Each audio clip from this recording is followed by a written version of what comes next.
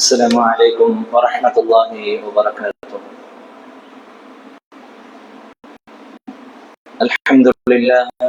الحمد لله رب العالمين، والصلاة والسلام على رسوله الأمين وعلى آله وصحبه أجمعين.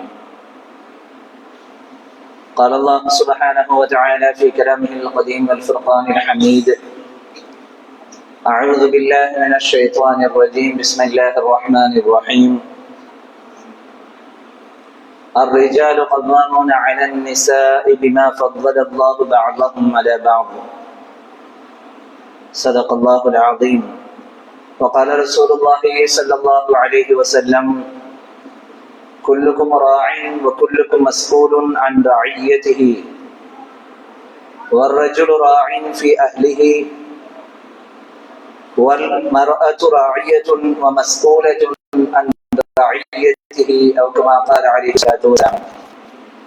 அளவற்ற அருளாளன் நிகரிலா அன்புடையவன் எல்லாம் வல்ல இறைவனின் திருப்பெயரால் துவங்குகிறேன். அல்லாஹ்வின் அருளும் கருணையும் அகிலத்தின் அருள்கொடை அண்ணல் பெருமானார் ஸல்லல்லாஹு அலைஹி வஸல்லம் அவர்களின் மீதும், அவர்களை முறையாக பின்பற்றி வாழ்ந்த சத்திய சஹாபாக்கள், தபீன்கள், தபீன்கள், ஷுஹதாக்கள், சாலிஹீன்கள், குறிப்பாக உலகெங்கிலும் அல்லாஹ்வின் மார்க்கத்தை மேலோங்க செய்ய வேண்டும் என்கின்ற உயரிய இலட்சியத்தோடு தங்களது உயிர்களை அர்ப்பணித்துக் கொண்டிருக்கிற ஷுஹதாக்கள், சிறையில் வாழக்கூடிய சகோதரர்கள், ஜும்ஆ என்கிற உன்னதமான அமலுக்காக இங்கே குழுமி இருக்கிற நம் எல்லோரின் மீதும் ஏக இறைவன் அல்லாஹ்வின் வற்றாத கருணையும் அருளும் என்றென்றும் பொழியட்டுமாக என்ற பிரார்த்தனையோடு துவங்குகிறேன். கண்ணியத்திற்குரிய அல்லாஹ்வின் நல்லடியார்களே, இன்றைக்கு முஸ்லிம் சமூகம் பல்வேறு வகையான பிரச்சனைகளை எதிர்கொண்டிருக்கிறது. அரசியல் ரீதியாக, அதிகார ரீதியாக, கல்வி ரீதியாக, கலாச்சார ரீதியாக, பொருளாதார ரீதியாக, ஆன்மீக ரீதியாக என்று பல்வேறு வகையான பிரச்சனைகளை சமகால முஸ்லிம்கள் எதிர்கொண்டிருக்கிற ஒரு காலகட்டம். அந்த பிரச்சனைகளை எவ்வாறு எதிர்கொள்வது என்று கடுமையான நெருக்கடிகளை சந்தித்துக் கொண்டிருக்கிற ஒரு காலகட்டத்திற்கு மத்தியில் முஸ்லிம் சமூகம் சந்திக்கக்கூடிய மிக முக்கியமான பிரச்சனைகளில் ஒன்றாக இருப்பது, இந்த எல்லா பிரச்சனைகளுக்கும் மத்தியில் குடும்ப ரீதியான பிரச்சனைகள் என்பது நாளுக்கு நாள் அதிகரித்து வருகிற ஒரு சூழ்நிலையில் இன்றைக்கு இருக்கிற முஸ்லிம் குடும்பங்களுடைய நிலைகள் இருக்கிறது. சதவிகித அடிப்படையிலே பார்க்கும் பொழுது முஸ்லிம் சமூகத்திற்கான நல்ல குடும்பத்தை உருவாக்குவதற்கான வழிகாட்டுதல்கள் இருக்க, சரியான பாடங்கள் குர்ஆன் ஹதீஸின் அடிப்படையில் முஸ்லிம் சமூகம் தன் குடும்பத்தை எவ்வாறு அமைத்துக் கொள்ள வேண்டும் என்பதற்கான எல்லா விதமான வழிகாட்டுதல்களையும் பெற்ற ஒரு சமூகம் இன்றைக்கு குடும்ப ரீதியாக திணறிக் கொண்டிருக்கிற அல்லது மிக பெரும் மன உளைச்சல்களை சந்தித்துக் கொண்டிருக்கிற ஒரு காலகட்டத்தில் நாம் இருக்கிறோம். அது மனைவியோடு உள்ள உறவுகளாக இருக்கலாம், அல்லது தன்னுடைய குடும்பம் சார்ந்த இரத்த உறவுகளை நிர்வகிப்பதில் இருக்கலாம், தான் பெற்றெடுத்த குழந்தைகளை வளர்ப்பதில் இருக்கலாம். இப்படியாக எல்லா விதத்திலேயும் குடும்பம் சார்ந்த ஒரு மிகப்பெரிய சவாலை இன்றைக்கு இருக்கிற சமகால முஸ்லிம்கள் சந்தித்துக் கொண்டிருக்கிறார்கள் என்பதை அன்றாடம் நாம் கேள்விப்படுகிற பிரச்சனைகள், சில பிரச்சனைகள் சார்ந்து நம்மோடு பலரும் பகிர்ந்து கொள்ளக்கூடிய அந்த செய்திகள் இதனை உறுதிப்படுத்துகின்றன. எந்த மஹல்லாவும் இதற்கு விதிவிலக்கு அல்ல, எந்த வீடும் இதற்கு விதிவிலக்கு அல்ல. பிரச்சனை தனக்கு ஒரு பெரிய பிரச்சனையாக இருக்கிறது என்று சொன்னால் எல்லோரும் பெரிய பிரச்சனையாக கருதுவது எதைத்தான்? குடும்பத்தை மட்டும்தான். பொருளாதாரத்தை அல்ல, வெளியில் இருக்கிற தொடர்புகளை அல்ல, வீட்டில் இருக்கிற அந்த தொடர்புகள் தான் எல்லோருக்கும் இன்றைக்கு சவாலாக மாறி போயிருக்கிற ஒரு காலகட்டத்தில் நாம் இருக்கிறோம். இதற்கான காரணம் என்ன? இன்றைக்கு டிவோர்ஸ்கள், அதாவது விவாகரத்துகள் அதிகமாக இருக்கிற ஒரு சூழல் இருக்கிறது. அதே போல கணவன் மனைவிக்கு மத்தியிலான ப்ராப்ளங்கள், பிணக்குகள் நாளுக்கு நாள் அதிகரித்துக் கொண்டிருக்கிறது. குழந்தைகள் மிக மோசமான நிலையை அடையக்கூடிய சூழல்கள் இருக்கிறது. குழந்தைகளுடைய பழக்க வழக்கங்கள், குழந்தைகளுடைய நட்புகள் எல்லாம் மிக மோசமான நிலையை அடையக்கூடிய ஒரு அபாயம் இன்றைக்கு நடந்து கொண்டிருக்கிறது. இப்படி எல்லா விஷயத்திற்குமான ஒரு சூழல்களை, பிரச்சனைகளை குடும்ப ரீதியாக சந்திக்கும் பொழுது இதற்கான அடிப்படை காரணம் என்ன, இதனை சரி செய்வதற்கான வழி என்ன என்று யோசித்தால் அந்த எல்லா விஷயங்களையும் நிர்வகிப்பதற்கு, சரி செய்வதற்கான ஒரு பொறுப்பை அல்லாஹ் தஆலா குடும்பத்தினுடைய ஆண்களுக்கு கொடுத்திருக்கிறார். அந்த ஆண்கள் சரியான முறையில் அதனை நிர்வகிக்காததனுடைய விளைவாக இன்றைக்கு இது போன்ற பிரச்சனைகள் அதிகரித்திருக்கிறது என்று சொல்லலாம். பொதுவா குடும்பம் அப்படின்னு சொன்னா இன்றைக்கு யாரை நம்ம கை காட்டுவோம் அப்படின்னு சொன்னா குடும்பத்தில் இருக்கிற பெண்களை கை காட்டுவோம். எல்லாத்தையும் நான் அவங்கதான் பார்த்துட்டு இருக்கிறாங்க, நான் வெளியில போயிடுறதுனால எல்லா விஷயத்தையும் அவங்கதான் என்ன செய்யறாங்க, மேனேஜ் பண்ணிட்டு இருக்கிறாங்க. ஃபேமிலியோட பெரும்பாலான விஷயங்களை யார் தான் கவனிச்சுட்டு இருக்கிறாங்க, வீட்டுல இருக்கிற என்னுடைய மனைவி தான் கவனிச்சுட்டு இருக்கிறாங்கன்னு சொல்லி எந்த ஒரு விஷயமாக இருந்தாலும் மனைவியை சார்ந்து பேசுகிற ஒரு சூழல்கள் இன்றைக்கு இருக்கிறது. ஆனால் குடும்பம் பிரச்சனையை சந்திப்பதற்கான அடித்தளமே இதுதான் என்பதுதான் இஸ்லாத்தினுடைய பார்வை. ஒரு குடும்பம் குழப்பம் இல்லாத ஒரு குடும்பமாக உருவாகுவதற்கு அடித்தளம், ஆணிவேர், அஸ்திவாரம் யார் என்று சொன்னால் ஆண்கள் தான். அதனால்தான் இன்றைக்கு சோசியல் மீடியால நம்ம இதற்கான இந்த ஜுமா உரையினுடைய தலைப்பு என்று போடும் பொழுது குடும்ப தலைவர்களின் கவனத்திற்கு என்று நாம் போட்டோம். ஏன் குடும்ப தலைவர்கள்? இன்றைக்கு குடும்ப தலைவர்கள் எங்கே இடம்பெறுகிறார்கள்? கொஞ்சம் அப்படி நெருங்கி வந்துடலாம், கொஞ்சம் அப்படி முன்னாடி. குடும்ப தலைவர்கள் அப்படிங்கிற அந்த அந்தஸ்து எங்கே இருக்கிறது? நம்ம குடும்ப தலைவர்கள் அப்படின்னு சொன்ன உடனேயே நமக்கு ஞாபகம் வருதுன்னு ரேஷன் கார்டு. அப்ப ரேஷன் கார்டு தான் குடும்ப தலைவர்களுக்கான அங்கீகாரமாக இருக்கிறது. அந்த நேரத்தில் மட்டும்தான் குடும்ப தலைவன் என்று பேசுகிற அளவிற்கு மிக மோசமான ஒரு பலவீனமான ஒரு தொடர்பு தான் குடும்பத்திற்கும் ஆண்மகளுக்கும் மத்தியிலே இருக்கிறது, ஆண்களுக்கும் மத்தியிலே இருக்கிறது என்பது இன்றைக்கு கசப்பாக இருந்தாலும் அதை ஏற்றுக்கொள்ள வேண்டிய ஒரு அவசியம் நமக்கு இருக்கிறது. ஆக இன்றைக்கு நமக்கு மத்தியிலான அந்த குடும்ப பிரச்சனைகளுக்கு மிக பெரும் அஸ்திவாரமாக இருப்பவர்கள் ஆண்கள் என்பதை நாம் கவனத்திலே கொள்ள வேண்டும். குர்ஆனுடைய வசனங்கள் இதனை உறுதிப்படுத்துகின்றன. நிச்சயமாக பெண்களின் மீது நிர்வாகத்தை செலுத்தக்கூடியவர்கள் ஆண்களாக இருக்கிறார்கள் என்று குர்ஆன் சொல்கிறது. ஏன் அல்லாஹ் தஆலா ஆண்களை நிர்வாகிகளாக வைத்திருக்கிறான்? பெண்களை நிர்வாகம் செய்யக்கூடியவர்கள் ஆண்கள் என்று அல்லாஹ் ஏன் சொல்ல வேண்டும் என்றால் அல்லாஹ்வே சொல்கிறான், பிமா ஃபضلல்லாஹு பஅதஹும் அலா பஅதின், சிலரை விட சிலரை அல்லாஹ் மேன்மையாக ஆக்கி வைத்திருக்கிறான் என்ற காரணத்தினால். ஆண் பெண் இருவரிலே யார் மேன்மை? அல்லாஹ் அறிவாற்றலில், சிந்திக்கக்கூடிய திறனில், நல்லது கெட்டதை பிரித்தறியக்கூடிய விஷயத்தில் அல்லாஹ் பெண்களை விட ஆண்களுக்கு ஆற்றலை அதிகமாக கொடுத்திருக்கிறார். அந்த ஆற்றலை சரியான விதத்தில் பிரயோகப்படுத்த வேண்டும் என்கிற அடிப்படையிலே தான் குடும்பத்தை நிர்வகிக்கக்கூடிய அந்த பொறுப்பை அல்லாஹ் தஆலா ஆண்களிடத்தில் ஒப்படைத்திருக்கிறார். குர்ஆனுடைய மற்றொரு வசனம் இப்படி இருக்கிறது, யா அய்யுஹல்லதீன ஆமனூ, ஈமான் கொண்ட சத்திய விசுவாசிகளே, கூ அன்ஃபுஸக்கும் வ அஹ்லீக்கும் நாரா, உங்களையும் உங்கள் குடும்பத்தாரையும் நரக நெருப்பிலிருந்து பாதுகாத்துக் கொள்ளுங்கள் என்று அல்லாஹ் சொல்கிறான். உங்களையும் பாதுகாத்துக் கொள்ளுங்கள், உங்கள் குடும்பத்தையும் பாதுகாத்துக் கொள்ளுங்கள். குடும்பம் என்பதிலே சத்திய விசுவாசிகளை பார்த்து அல்லாஹ் தஆலா சொல்கிறான். முஃமினான ஆண்கள் தான் இங்கே மிக முக்கியமான அழைப்பாளர்களாக இருக்கிறார்கள். அல்லாஹ் இந்த வசனத்தை யாரை பார்த்து சொல்வது? முஃமினான ஆண்களை பார்த்து அல்லாஹ் சொல்கிறான், உங்களையும் பாதுகாத்துக் கொள்ளுங்கள், உங்கள் குடும்பத்தாரையும் நீங்கள் பாதுகாத்துக் கொள்ளுங்கள். அப்ப இங்க ரெஸ்பான்சிபிலிட்டி, இங்கே பொறுப்புணர்வு யார் மீது சுமத்தப்படுகிறது? ஒரு குடும்பம் சார்ந்த அந்த பொறுப்பு என்பது ஒரு ஆண்மகனின் மீது சுமத்தப்படுகிறது என்பதை பார்க்கிறோம்.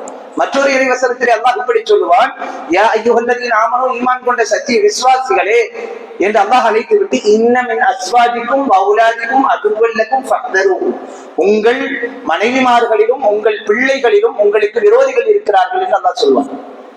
அப்போ தனியாக மனைவிமார்களையும் பிள்ளைகளையும் அல்லாஹ் சொல்லி அல்லாஹ் சத்திய விசுவாசிகளை அழைத்து சொல்கிறான் என்றால் இங்க யாரை அல்லாஹ் அழைத்து பேசுகிறான் என்றால் கணவன்மார்களை அழைத்து பேசுகிறார், குடும்ப தலைவர்களை அல்லாஹ் தஆலா அழைத்து பேசுகிறார்.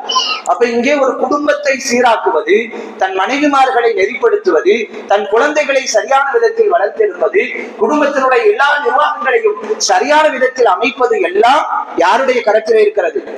ஒரு ஆண்மகனுடைய களத்தில் இருக்கிறது, கணவன்மார்களுடைய களத்திலே இருக்கிறது என்பதை நாம் பார்க்க வேண்டும். ரசூல் ஸல்லல்லாஹு அலைஹி வஸல்லம் அவர்களுடைய பிரபல்யமான நபிமொழி ஒன்று இருக்கிறது, குல்லுக்கும் ராயின் வ குல்லுக்கும் மஸ்ஊலுன் அன் ரஅய்யத்திஹி, நீங்கள் ஒவ்வொருவரும் பொறுப்பாளர்கள், உங்கள் பொறுப்புகளை பற்றி நாளை மறுமையிலே நீங்கள் விசாரிக்கப்படுவீர்கள் என்று சொல்லக்கூடிய அந்த நபிமொழியில் தொடர்ச்சியாக பெருமானார் சொல்வார்கள், வர்ரஜுலு ராயின் ஃபீ அஹ்லிஹி, ஒரு ஆண் தன்னுடைய குடும்பத்தாரின் விஷயத்தில் தன் குடும்பத்தை சரியான முறையில் கவனிப்பதன் விஷயத்தில் பொறுப்பாளராக இருக்கிறார் என்று ரசூலுல்லாஹி ஸல்லல்லாஹு அலைஹி வஸல்லம் அவர்கள் சொல்கிறார். அடுத்து இன்னொரு வார்த்தையை சொல்வார்கள், வல் மர்அத்து, ஒரு பெண் ராஇயத்துன் பொறுப்பாளராக இருக்கிறாள், வ மஸ்ஊலுன் அன் ரஇயத்திஹி, அவளும் அந்த பொறுப்பை பற்றி விசாரிக்கப்படுவாள். பெண் எப்படி பொறுப்பாளராக இருக்கிறாள்? கணவனுடைய என்னென்ன சம்பந்தப்பட்ட விஷயங்கள் எல்லாம் இருக்கிறதோ, உடைமைகள் எல்லாம் இருக்கிறதோ, அந்த உடைமைகளை மிஸ்யூஸ் பண்ணாமல், தவறான விதத்தில் பயன்படுத்தாமல், அது தன் கற்பில் இருந்து தொடங்கி வீட்டில் கணவனால் சம்பாத்தியமாக செய்து வாங்கப்பட்ட அல்லது அவன் ஈட்டு கொடுத்த எல்லா விஷயங்களையும் அந்த பெண் பாதுகாப்பவராக இருக்க வேண்டும். அந்த அடிப்படையில் ஒரு பெண்ணும் பொறுப்பாளராக இருக்கிறார் என்றார்கள் ரசூலுல்லாஹி ஸல்லல்லாஹு அலைஹி வஸல்லம் அவர்கள். இதில் முதல் வார்த்தையாக ஒரு குடும்பத்திற்கு ஒரு ஆண்மகன் பொறுப்பாளர். அப்ப நம்மளுடைய குடும்பத்தினுடைய விஷயத்தில் நாம் எப்படிப்பட்ட கவனத்தை செலுத்துகிறோம் என்பது மிக மிக முக்கியத்துவம் வாய்ந்தது. என் குடும்பத்தை நான் கவனிப்பதில் எவ்வளவு தூரம் ஆழமாக சிந்திக்கிறேன். ஏன் இன்றைக்கு குடும்பம் பலவீனமாக இருக்கிறது என்றால், குடும்ப தலைவர்கள் பலவீனமாக இருக்கிறார்கள். ஏன் குடும்ப தலைவர்கள் பலவீனமாக இருக்கிறார்கள் என்றால், அதற்கு இரண்டு அடிப்படையான காரணங்களை சொல்லலாம். ஒன்று, குடும்பத்தினுடைய முக்கியத்துவத்தை இன்றைக்கு இருக்கிற குடும்பத்தினுடைய ஆண்மகன்கள் உணரவில்லை. குடும்பம் சாதாரணமானதல்ல. குடும்பம் அல்லாஹ்வினால் வழங்கப்பட்ட மாபெரும் அருட்கொடையது. கணவனை மனைவியையும் பிள்ளைகளையும் அல்லாஹ் வழங்கி இருப்பது ஒரு ஆண்மகனுக்கு அல்லாஹ் வழங்கி இருக்கிற ஒரு பேர் அருட்கொடை. அந்த அருட்கொடையின் வழியாக நிம்மதியை அவன் பெற வேண்டும். அந்த அருட்கொடையின் வழியாக மகிழ்ச்சியையும் சந்தோஷத்தையும் பெற வேண்டும். அந்த அருட்கொடையின் வழியாக இன்மை மறுமை இரண்டிலையும் அவன் ஈடேற்றம் பெற வேண்டும் என்பதுதான் குடும்பத்தினுடைய நோக்கம். அப்ப இன்றைக்கு அந்த முக்கியத்துவத்தை நாம் உணர்ந்து இருக்கிறோமா? எல்லாருடைய வாழ்க்கையும் எப்படி போகுதுன்னு நீங்க கேட்டீங்க அப்படின்னு சொன்னா, போயிட்டு இருக்குது அப்படிங்கிறதா எல்லாருடைய பதிலும். அப்படி போற வாக்குல போட்டோம் அப்படிங்கிறதா எல்லாருமே. அதை டீப்பாக நாம் ஏதாவது பண்ணலாம் அப்படின்னு நினைச்சோம்னா அதுல சிக்கல்கள் இருக்கிறது என்கிற காரணத்தினால், அதிலே நாம் அதிகமாக கவனம் செலுத்த வேண்டி வரும் என்கிற காரணத்தினால் பலரும் அதற்கு நேரம் கொடுப்பதில்லை, இதை பற்றி சிந்திப்பதில்லை, நான் என்ன செய்ய வேண்டும் என்பதை யோசிப்பதில்லை. அப்போ முதல் விஷயம், குடும்பத்தினுடைய முக்கியத்துவம் உணரப்பட வேண்டும். இரண்டாவது மிக முக்கியமானது, ஏன் குடும்ப தலைவர்கள் எல்லாம் இன்றைக்கு பலவீனமாக இருக்கிறார்கள் என்றால், அந்த குடும்பத்தை எப்படி நிர்வகிக்க வேண்டும் என்பதை தெரியாமல் இருக்கிறார். ஒரு இஸ்லாமிய குடும்பத்தை கட்டமைப்பதற்கு, ஒரு நல்ல குடும்பத்தை உருவாக்குவதற்கு, ஒரு அழகான இஸ்லாமிய சூழலை குடும்பத்தில் உருவாக்குவதற்கு நான் என்ன செய்ய வேண்டும் என்பது யாருக்குமே தெரியல, பெரும்பான்மையாக தெரியவில்லை. அப்படி தனக்கு என்ன தெரிகிறதோ அந்த அடிப்படையில் அந்த குடும்பத்தை ரன் பண்ணிட்டு போற சூழல்கள் இருக்கிறது. ஒரு தகப்பன் அவரோடு பேசும் பொழுது அவர் சொல்லக்கூடிய வார்த்தை, என் பிள்ளையோடு நான் எப்படி நடந்து கொள்ள வேண்டும் என்பது எனக்கு தெரியல. ஏன் தெரியல? என்னுடைய அத்தா என்னிடத்திலே நடந்து கொண்ட அந்த விதம் அப்படி இருந்தது. என்னுடைய தகப்பன் என்னிடத்திலே எப்படி நடந்து கொண்டாரோ அதே போலதான் எனக்கும் என்னுடைய பையனிடத்திலே பிள்ளையிடத்திலே நடந்து கொள்ள தோணுகிறதே தவிர, இப்படித்தான் நடக்க வேண்டும் என்கிற அறிவு எனக்கு இல்லை. இப்படித்தான் என் குடும்பத்தை நான் சரியாக கொண்டு போக வேண்டும் என்கிற அந்த ஞானம் இல்லை. அப்ப இந்த அறிவு இல்லை என்றால் என்ன செய்யணும்? ஒருத்தருக்கு ஒரு விஷயத்தை பற்றி அறிவு இல்லை என்றால் அடுத்து என்ன செய்யணும்? தெரியலனா அதை உருவாக்கி கொள்ள வேண்டும். அப்ப குடும்ப தலைவர்களுக்கு பெரும்பாலும் குடும்பத்தை எப்படி கொண்டுட்டு போறதுன்னு தெரியல என்றால் என்ன செய்யணும்? அந்த குடும்பத்தை நிர்வகிப்பதற்கான வழிகாட்டுதல்கள் என்ன, அதை நாம் தெரிந்து கொள்ள வேண்டும், அதை படிக்க வேண்டும். அது எங்கே பேசப்படுகிறதோ அதை காது கொடுத்து கேட்டு அதிலே கிடைக்கிற விஷயங்களை இம்ப்ளிமெண்டேஷன் பண்ணணும். நம்ம ஒரு சர்வே எடுத்தோம் அப்படின்னு ஜும்மா உரைகள் நடக்கிறது இல்லையா? ஜும்மா உரைகளில் நான் பேசுகிறேன், ஒரு அரை மணி நேரம் அல்லது 35 நிமிஷம் 40 நிமிஷம் இங்கே ஒரு உரை நடக்கிறது. இந்த உரை இம்ப்ளிமெண்டேஷன் ஆகுதா? நடைமுறைக்கு வருகிறதா? இன்றைக்கு உரை எப்படி இருந்தது அப்படின்னு சொன்னா, நல்லா இருக்கு அல்ல நல்லா இல்லை, இந்த ரெண்டு ரிசல்ட் தான். சரி, நல்லா இருந்தது என்றால் அந்த நல்லா இருந்ததற்கு பின்னால் என்ன செய்தோம்? அந்த உரையை நாம் செவிப்படுத்ததற்கு பின்னால் என்ன செய்தோம்?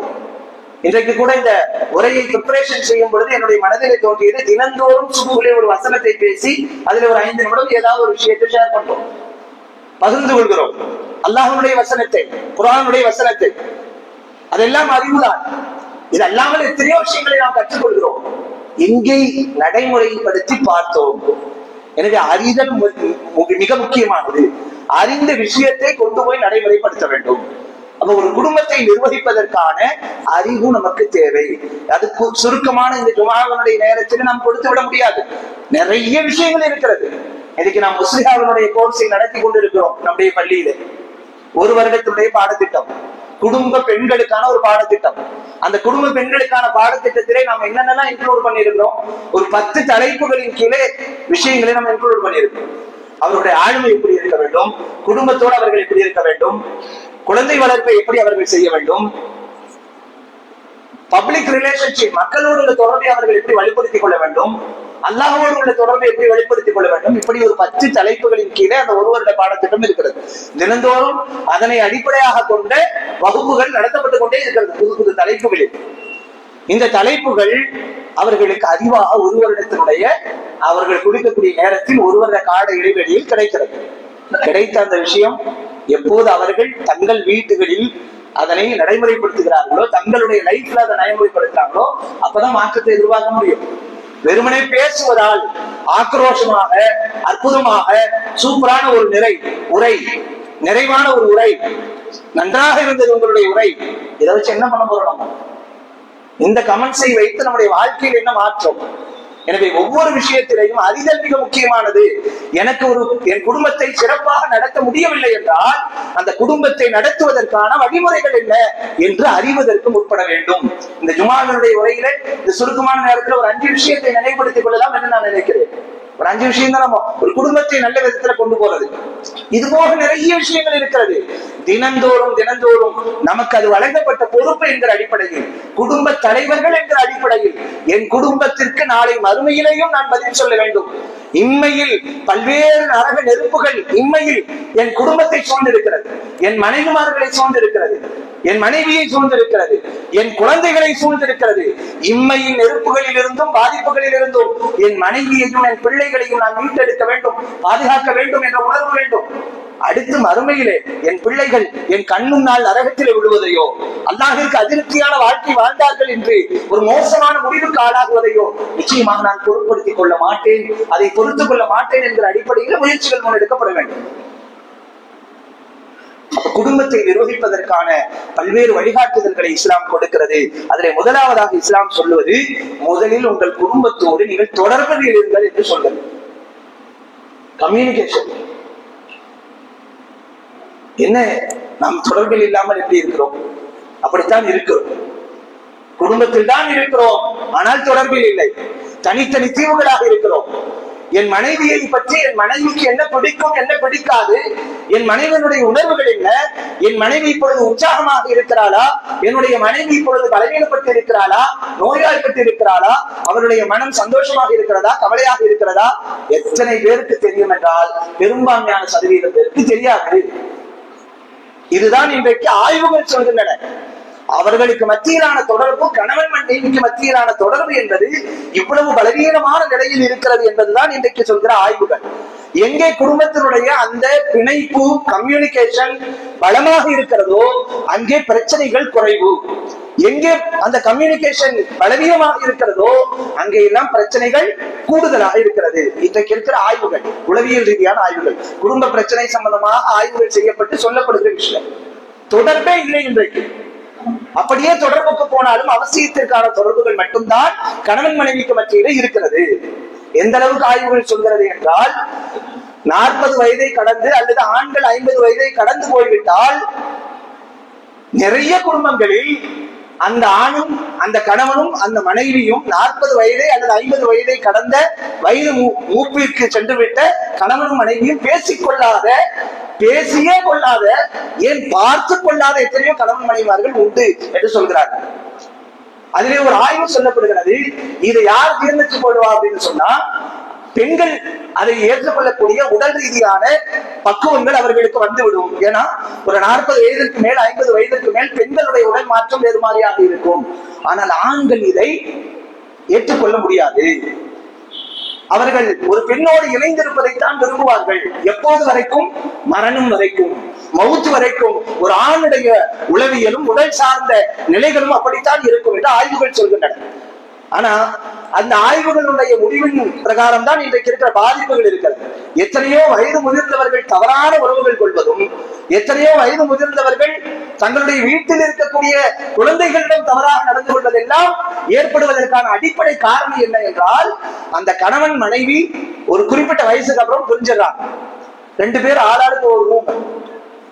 நான் எதற்காக இதை சொல்கிறேன் என்றால், ஒரு ஆணுக்கும் பெண்ணுக்குமான தொடர்பு, ஒரு கணவனுக்கும் மனைவிக்குமான மத்தியிலான அந்த தொடர்பை இஸ்லாம் மரணம் வரைக்கும் இருக்க வேண்டும் என்று சொல்கிறது. அதனால்தான் விதவை திருமணங்களை இஸ்லாம் வலியுறுத்தியதை போல வேறு எந்த மார்க்கமும் வலியுறுத்தவில்லை. அதற்கெல்லாம் நாம் கடமைப்பட்டவர்களாக இருக்கிறோம். சமூகம் கடமைப்பட்டிருக்கிறது. நம் கண் முன்னால் எத்தனை விதவைகள் இருக்கிறார்கள். அவர்களை பற்றி குடும்பத்தாரும் பேசுவதில்லை, சமூகமும் பேசுவதில்லை. தன்னந்தனியாகவே தன் வாழ்க்கையை சிறுபிராயத்திலே கணவனை இழந்தவர்கள் கூட தனக்கு பிள்ளைகள் இருக்கிறது என்ற ஒற்றை காரணத்தை வைத்துவிட்டு தனிமரமாகவே இருக்கிற ஒரு சூழல்கள் இன்றைக்கு அதிகமாக இருக்கிறது என்றால், அது முஸ்லிம் சமூகம் என்று சொல்லும் அளவிற்கு நம் கண் முன்னால் எத்தனையோ விதவிகளை நாம் பார்த்து கொண்டிருக்கிறோம். அந்த பெண்கள் எல்லாம் திருமணம் மறுபடியும் முடிப்பதற்கு தகுதியற்றவர்களா? அவர்களுக்கு அதற்கான சூழல்கள் இல்லையா என்றால் நிச்சயமாக இருக்கிறது. மனோரீதியாக அதிலே அவர்கள் மிக பெரும் பாதிப்பிலே இருக்கிறார்கள். தனக்கு ஒரு துணை தேவை என்ற ஒரு அவசியத்தில் இருக்கிறார்கள். ஆனால் யார் அவர்களுக்கு முன்னின்று பேசுவது? அது ஒரு சிக்கலாக இருக்கிறது. நான் எதற்காக சொல்கிறேன் என்றால், கம்யூனிகேஷன் என்பதுதான் ஒரு குடும்பத்தை வலுப்படுத்துகிற ஒரு அஸ்திவாரமாக இருக்கிறது. அந்த கம்யூனிகேஷனை வலுப்படுத்த வேண்டும். ஒரு குடும்பம் நன்றாக அமைவதற்கான முதல் கம்யூனிகேஷன், ஒரு கணவனும் மனைவியும் பரஸ்பர உறவோடு இருக்க வேண்டும். நிறைய நேரம் நம்ம யாரோட இருக்கிற மாதிரி ஒரு நிலை உருவாக, உணர்வு உருவாக வேண்டும். என் மனைவியோடு கணவன், நான் மனைவியோடு இருப்பதாக உணர வேண்டும். மனைவி என் கணவனோடு நான் அதிக நேரத்தை கொடுத்து கொண்டிருக்கிறேன், என் கணவர் என்னோடு இருக்கிறார், என் மனைவி என்னோடு இருக்கிறாள் என்கிற உணர்வு கணவனுக்கும் வர வேண்டும், மனைவிக்கும் வர வேண்டும். இன்னைக்கு எத்தனை தம்பதிகளுக்கு இந்த உணர்வு வந்திருக்கிறது? இங்கே இந்த உணர்வு எங்கே இல்லையோ அங்கே எல்லாம் பிரச்சனைகள் அதிகமாக இருக்கும். எனவேதான் இஸ்லாம் சொல்கிறது, நீங்கள் உங்களுடைய மனைவிமார்களோடு நல்ல தொடர்பில் இருங்கள். வலுவான அந்த கம்யூனிகேஷன் வேண்டும். ரசூலுல்லாஹி ஸல்லல்லாஹு அலைஹி வஸல்லம் அவர்கள் இதற்கு நமக்கு பெரும் முன்மாதிரியாக இருக்கிறார்கள். பல மனைவிமார்களோடு உள்ள அந்த அட்டவணைகளை, அதை எப்படி நிர்வகித்தார்கள் என்பதற்கு மிக பெரும் முன்னுதாரணம் பெருமானார் ஸல்லல்லாஹு அலைஹி வஸல்லம் அவர்கள். எந்த மனைவியும் அவர்களுடைய வாழ்நாளில் நபி ஸல்லல்லாஹு அலைஹி வஸல்லம் அவர்கள் ஹயாத்தாக்கி இருக்கிற காலம் வரைக்கும் என்னோடு பெருமானார் ஸல்லல்லாஹு அலைஹி வஸல்லம் அவர்கள் உறவு கொள்வதில் அல்லது என்னோடு உள்ள தொடர்பில் குறைபாடாக இருந்தார்கள் என்று சொன்ன எந்த ஒரு சந்தர்ப்பமும் ரசூலுல்லாஹி ஸல்லல்லாஹு அலைஹி வஸல்லம் அவர்களுடைய வாழ்க்கையில் ஏற்பட்டதே கிடையாது. என்றால் எந்த அளவு தூரம் பெருமானார் ஸல்லல்லாஹு அலைஹி வஸல்லம் அவர்கள் வலுவான தொடர்பை வைத்திருப்பார்கள் என்பதை நாம் கவனத்திலே கொள்ள வேண்டும். எனவே மனைவிமார்களிடத்திலே நல்ல தொடர்பு என்பது மிக முக்கியத்துவம் வாய்ந்ததாக இருக்கிறது. கம்யூனிகேஷன் மிக முக்கியமானது. ஒரு உதாரணமாக நம்ம சொல்றதா இருந்தா, நம்முடைய கம்யூனிகேஷன் எப்படி இருக்கிறது? எந்த புரிந்துணர்வும் இல்லாமல் இருக்கிறது, ரொம்ப பலவீனமான நிலையில இருக்கு. ஒரு உதாரணம் நகைச்சுவையாக சொல்வார்கள், ஒரு நாய், அந்த நாய்க்கு காய்ச்சல் வந்துருச்சு. காய்ச்சல் வந்து அந்த நாயை வீட்டுக்காரர் ஹாஸ்பிட்டலுக்கு கூட்டு போனாரு. டாக்டர் ஒரு டானிக்கை கொடுத்தாரு, நாய் கொண்டு போய் கொடுங்க. ஒரு வீட்டுக்கு வாங்கிட்டு வந்துட்டு, பொதுவா டானிக் வந்து குழந்தைங்களுக்கு எப்படி கொடுப்போம்? கையை பிடிச்சிட்டு வாயில ஊற்றி விடுவோம். அதே மாதிரி இந்த நாய்க்கு என்ன பண்ணாரு, முன்னாடி இருக்கிற 2 காலையும் பிடிச்சிட்டு ஊற்றி விடுறதுக்கு முயற்சி பண்ணாரு. நாய் வாங்கவே இல்லை. அப்புறம் வீட்டுல இருக்கிற ஒருத்தரை ஹெல்ப்புக்கு கூப்பிட்டுட்டு ரெண்டு காலை ரெண்டு பேரும் ஆளாளுக்கு 2 பிடிச்சிட்டு ஊத்துறதுக்கு முயற்சி பண்ணாங்க. அப்பயே அது வாங்கல. கடைசியா அந்த போராட்டத்துல நாய் அந்த டானிக் பாட்டில தட்டி விட்டது. ஒரு இடத்துல போய் விழுந்து அது உடஞ்சி செதறிடுச்சு. நாயும் கோபமா இருக்கு, வீட்டுக்காரரும் கோபமா இருக்காரு. 2 பேரும் ஒருத்தருக்கு ஒருத்தர் முறைச்சு பாத்துக்கிறாங்க. கொஞ்ச நேரம் இது நடக்குது. கொஞ்ச நேரத்துக்கு அப்புறம் அந்த நாய் என்ன பண்ணுது, அமைதியாக நேரம் வந்து விழுந்து அந்த டானிக்க எப்படி குடிக்கணுமோ அப்படி குடிச்சிட்டு அமைதியா போய் உட்கார்ந்துருச்சு. இந்த உதாரணத்தை வைத்து என்ன சொல்ல வருகிறார்கள் என்றால், நம்முடைய தொடர்பு இப்படித்தான் இருக்கிறது. யாரிடத்திலே என்ன தொடர்போடு இருக்க வேண்டும், எப்படி அணுக வேண்டும், எது மாதிரியான செய்கைகளை வெளிப்படுத்த வேண்டும் என்பதிலே குறைபாடு உள்ளவர்களாக நாம் இருக்கிறோம். குறிப்பாக மனைவிமார்களிடத்தில் ஆழமான உறவு இருக்க வேண்டும். அப்பொழுதுதான் அந்த குடும்பத்தினுடைய எல்லா உறவுகளும் பலமானதாக இருக்கும், குழந்தை வளர்ப்பு பலமானதாக இருக்கும், குடும்பத்திலே வரக்கூடிய பிரச்சனைகளை சமாளிக்கக்கூடிய நிலைகள் உண்டாகும். இங்கே மனைவியோட எந்த தொடர்பும் இல்லாத பொழுது எப்படி சரியான குடும்பங்களை நாம் கட்டமைக்க முடியும்? எனவே கம்யூனிகேஷன் என்பது மிக முக்கியமானது என்று சொல்கிறார்கள். 2வது, அபிப்பிராய வித்தியாசங்களை சரியான முறையில் நிர்வகிக்கக்கூடிய ஆற்றல் நம்மிடத்தில் இருக்க வேண்டும். குடும்பம் என்றால் ப்ராப்ளங்கள் இருக்கும், குடும்பம் என்றால் கருத்து வேற்றுமைகள் வரும். அதை எவ்வளவு அழகாக நாம் கையாள முடியுமோ அவ்வளவு அழகாக கையாள வேண்டும். ரசூலுல்லாஹி ஸல்லல்லாஹு அலைஹி வஸல்லம் அவர்கள் ஒரு ஹதீஸிலே பெருமானார் பெண்களை பற்றி சொல்லும் பொழுது, பெண் விலா எலும்பிலிருந்து படைக்கப்பட்டவள், அவளை கோணலான நிலையிலேயே நீ அனுபவித்துக் கொள்ள வேண்டும். உளவியலாக இன்றைக்கு பல செய்திகளை சொல்கிறார்கள். பெண்ணிடத்தில் இருக்கிற இயல்புகளை முதலில் புரிந்து கொள்ளுங்கள். ஒரு ஆணும் பெண்ணும் பரஸ்பரமான உறவுக்கு இல்லாமல் இருப்பதற்கு என்ன காரணம்னா, ஒரு ஆணுடைய இயல்பை பெண் புரிந்து கொள்வதில்லை, பெண்ணுடைய இயல்பு என்னங்கிறத ஆண் புரிந்து கொள்வதில்லை. பெண்ணுடைய இயல்பு என்ன? இன்னைக்கு நமக்கு ஏன் பிரச்சனை வருது அப்படின்னு சொன்னா, ஒன்னே ஒண்ணு மட்டும் நான் சொல்றேன், அது மணிக்கணக்காக எடுக்கப்பட வேண்டிய வகுப்பு அது. ஒரு ஆண் பெண் சம்பந்தப்பட்ட வேறுபாடுகளை அறிந்து கொண்டாலே கணவன் மனைவிக்கு மத்தியிலே பிரச்சனைகள் வராது என்று உளவியல் ஆய்வுகள் சொல்கின்றன. எவ்வளவு வித்தியாசங்கள் இருக்கு, ஏகப்பட்ட வித்தியாசங்கள் இருக்கு. ஒரு ஆணுக்கும் பெண்ணுக்குமான உணர்வில் நிறைய வித்தியாசங்கள் இருக்கிறது. அதுல ஒன்னே ஒண்ணு சொல்றதா இருந்தா, பெண் என்பவள் அதிகமாக பேசுவாள், ஆண் அதிகமா என்ன செய்ய மாட்டான், பேச மாட்டான். செயல் மட்டும்தான் அவனுக்கு குறிக்கோளா இருக்கும். அதனாலதான் போன் எடுத்தா என்ன சொல்லணுமோ அது வேகமா சொல்லி வை அப்படின்னு ஏன் சொல்றோம்? ஆணுக்கு பேசுறது பிடிக்காது, வேலை நடக்கணும், அவ்வளவுதான். ஆனா அது பெண் ஒரு சின்ன விஷயத்தை சொல்வதாக இருந்தாலும் ஒரு 10 சென்டென்ஸ்ல தான் சொல்லுவான். அதுதான் அவளுடைய இயல்பு. நீங்க என்னதான் நீங்க சண்டை போட்டீங்கனாலும் நம்ம வீட்டுல இருக்கிற பெண்கள் அப்படித்தான் பேசுவார்கள். அதுதான் அவர்களுக்கான இயல்பு. அல்லாஹ் அப்படித்தான் படைத்திருக்கிறான். இந்த புரிந்துணர்வு வந்துவிட்டால், இப்ப நான் சொன்ன இது ஒரே ஒரு செய்தி தான், இது மாதிரி நூற்றுக்கணக்கான செய்திகள் இருக்கிறது ஆண் பெண் வேறுபாடை உணர்ந்து கொள்வதற்கு. இப்ப நீங்க அடுத்து இந்த புரிந்துணர்வு வந்துருச்சா இல்லையா? இப்ப உங்களுக்கு என்ன சிந்தனைக்கு வரும்? போன் எடுத்தா நம்ம வீட்டம்மா பேசுனாங்கன்னா என்ன சிந்தனைக்கு வரும்? இமாம் சொன்னது மாதிரி ஒரு 10 சென்டென்ஸ்ல தான் பேசுவாங்க, கொஞ்ச நேரம் கேட்போம், வருமா வராதா? இங்கே புரிந்துணர்வு வந்துவிடும், பொறுமை வந்துவிடும். இதுதான் இயல்பு என்பது வந்துவிட்டால் அங்கே ரிலேஷன்ஷிப் கூடுதலா. அப்போ தனக்கும் தன்னுடைய மனைவிக்கும் மத்தியிலே ஒரு கருத்து வேற்றுமை வருகிறது என்றால் எதனால் வருகிறது? இது இப்படித்தான் இருக்கும் என்ற புரிந்துணர்வு வந்துவிட்டால் அந்த ப்ராப்ளத்தை ஈஸியா சால்வ் பண்ணிடலாம். இன்றைக்கு அந்த புரிந்துணர்வு இல்லாததனுடைய விளைவுதான் குடும்பத்திலே ஏராளமான பிரச்சனைகள் இருக்கிறது. புரிந்துணர்வு வந்துவிட்டால் என்ன நடக்கும்? ரசூல் ஸல்லல்லாஹு அலைஹி வஸல்லம் அவர்கள் சொன்னது போல நடக்கும். இப்படி நடந்து கொள்ளுங்கள் என்று பெருமானார் சொன்னார்கள். லா யஃரகு முஃமினு முஃமினத்தன் இன் கரிஹ மின்ஹா குலகன் ரதிய மின்ஹா ஆகர். ஒரு முஃமினான ஆண் தன்னுடைய முஃமினான மனைவியை வெறுத்து விட வேண்டாம். இன் கரிஹ மின்ஹா குலகன் ரதிய மின்ஹா ஆகர். ஒன்று அவளுக்கு பிடிக்காததாக இருந்தால், அந்த முஃமினுக்கு பிடிக்காததாக இருந்தால், கணவனுக்கு பிடிக்காததாக இருந்தால் மற்றொன்று பிடிக்கும். ஒண்ணு பிடிக்காம இருந்தா இன்னொன்று பிடிக்கும். பிடிக்கும் பிடிக்காது என்பதை தீர்மானிப்பது எதன் மூலமாக தீர்மானிக்க முடியும்? அந்த உணர்வுகளை வச்சுதான் தீர்மானிக்க முடியும். அந்த புரிதலே நமக்கு கிடையாது. நான் என்ன நினைக்கிறேனோ அது மாதிரி நீ நடந்துக்கணும். நீ எப்படி இருக்க, நான் மனைவி நினைக்கிறாள், நான் எப்படி விரும்புகிறேனோ அது போல நீ இருக்கணும். இருக்க முடியாது. அல்லாஹ் அப்படி வைக்கல. அப்ப இந்த புரிந்துணர்வு மிக முக்கியமானது. அது பிரச்சனைகள் வரும்போது சரியான புரிந்துணர்வை நாம் அறிந்து கொள்ளக்கூடியவர்களாக இருக்க வேண்டும். அறியணும்னா என்ன செய்யணும்? நிறைய படிக்கணும். இந்த அரை மணி நேரத்தை நம்ம எதுவுமே பேச முடியாது. கணவன்மார்கள் நிறைய படிக்கணும். இன்னைக்கு கணவன்மார்களுக்கெல்லாம் தவறாக நினைத்துக் கொள்ளக்கூடாது. குடும்ப தலைவர்களுக்கெல்லாம் ஒரு பெரிய நினைப்பு இருக்கு, தவறா நினைச்சுக்க கூடாது. என்ன தெரியுங்களா? எனக்கு எல்லாம் தெரியும், நான் ஏன் போய் படிச்சுட்டு இருக்கணும்? ஏன் இந்த ஆனந்தத்தை சொல்ல தெரியுங்களா? பேரண்ட்ஸ் மீட்டுக்கு ஒரு ஆண் கூட வர்றதில்லை. மதரசாவோட பேரண்ட்ஸ் மீட்டுக்கு ஒரு ஆண் கூட வர்றதில்லை. என்ன நினைக்கிறாங்க? நான் அங்க போயிட்டு நான் என்னத பண்றது? அதெல்லாம் வீட்டம்மா பாத்துக்கணும். பிரச்சனைகள் வரும்போது சேர்ந்து அழுவீர்கள், சேர்ந்து அழுவோம்.